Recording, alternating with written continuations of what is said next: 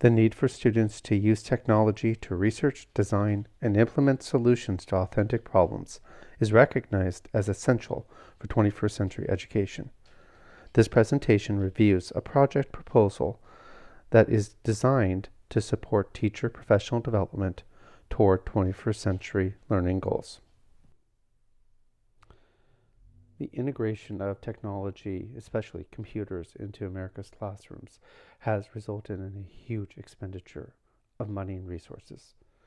Justifying that expenditure requires looking at technology and seeing it being used not just to make lessons more engaging, but to also help transform the learning environment.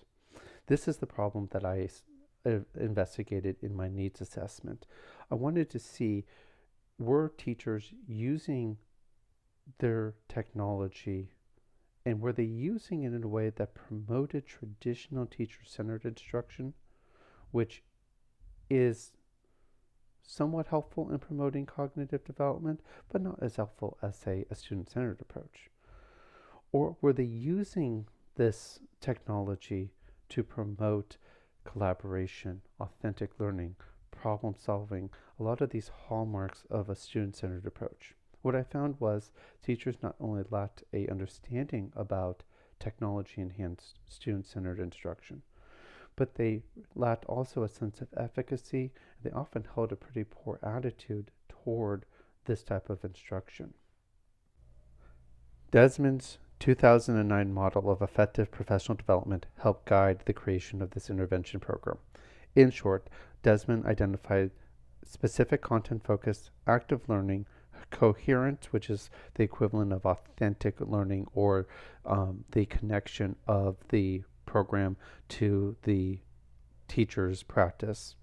Then extended duration and collective participation. These are the core features of professional development that then lead to increased teacher knowledge and efficacy and changes in attitudes, and then to changes in instruction, and finally to improve student learning. From this model, I identified 4 core elements. Neuroscience content focus, because it's something unique and new to the teachers that I would be working with. A design-based learning program which engages in active learning and coherence, collaboration, and all of this done within a blended learning environment, which promotes not only technology use, but also helps to mediate the duration factor needed for effective professional development. Then there's 4 components to this model: face-to-face instruction, the use of online modules that will help to keep teachers engaged between the face-to-face instructional sessions, and then 2 projects: the Learning in the Brain project, which is the focus of this presentation, and a unit lesson plan project. There are 13 teachers at the school that I teach at, and I'm going to anticipate that at least 10 of them will participate in this project. Almost all of these teachers have worked together for a long time.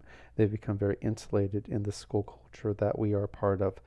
There has been limited professional development directed at student-centered learning strategies. There's been quite a bit on technology, but again, a lot of that has kind of lent itself to more directed strategies rather than a student-centered approach.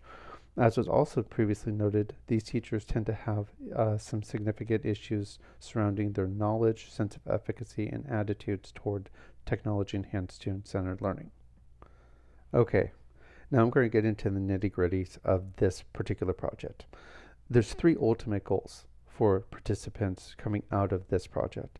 The first is that they have a better comfort, a greater degree of comfort in working with digital tools to create a presentation.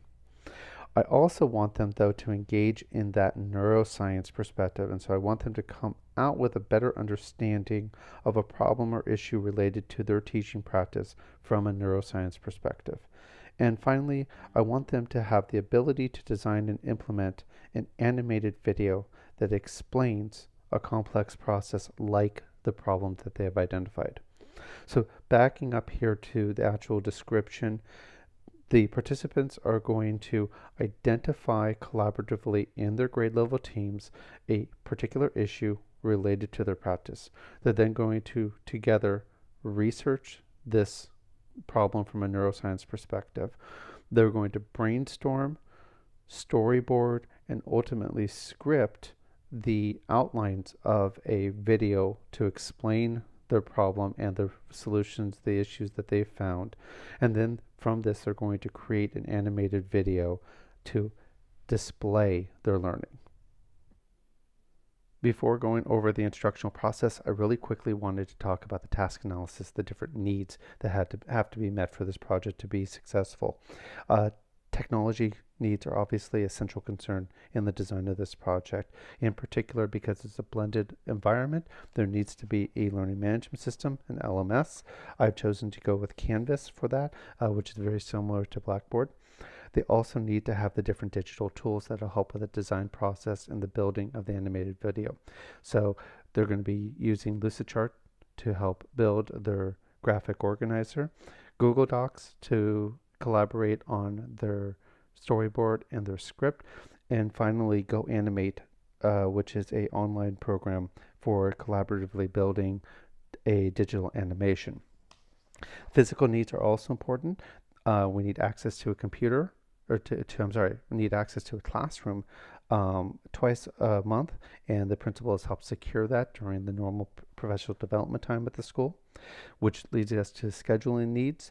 We need the schedule time for the professional development, and also scheduling for the collaboration that needs to happen outside of those face-to-face meetings. The principal and counselor are helping with that. And finally, the entry behaviors, what the learners are bringing to this program. First and foremost, a willingness to engage both with the new technology and with the pedagogical practices. It'd be nice if they had a basic understanding of computer operations, and I know that most of the teachers do. But I'm also there to fill in whatever gaps there are. Finally, a willingness to collaborate with colleagues toward the completion of this project, and that's really essential as they will be working in their grade level teams throughout this project. As I was designing this project, I was able to break down the overall project into 9 tasks, each of which identifies a specific objective that has to be achieved in order for the final product to be created. So first thing, the participants have to identify what the problem is that they're going to approach collaboratively. Then they need to conduct neuroscience research into that problem, gather up all the resources so that they can next develop a graphic organizer that puts all of this into an organized pattern. From that graphic organizer, they'll develop a storyboard and a script. Then they will present that storyboard and script to their peers and through a specific process I'll guide them through, which allows them to get specific feedback from their peers. They will then use that feedback to revise their storyboard and script, which then puts them in a position to do the final task, which is to record the narration for the video, then to create the actual animation for the video, and then put it together and upload the video to YouTube so that it can be displayed to the entire school community. In considering assessment, I needed to consider both formative assessment that would happen throughout the process and obviously the summative assessment that would be used at the end to evaluate the success of the program and the success of the participants. In the formative assessment phase, I relied heavily on Kirkpatrick's 2006 work, which breaks down the formative assessment into 3 areas: reaction, learning, and behavior. To measure participant reaction, I developed 2 forms. One is a feedback form that would be given after each face-to-face meeting. Very quick, 5 questions that will give me some idea how I need to adjust, if I need to adjust what I'm working with in future sessions. Then also a similar form that will be done digitally as part of their interactive journal, one of the data collection processes for this project. And they'll complete that about every 2 weeks or so, and I'll use that feedback again to help modify as needed the digital learning platform.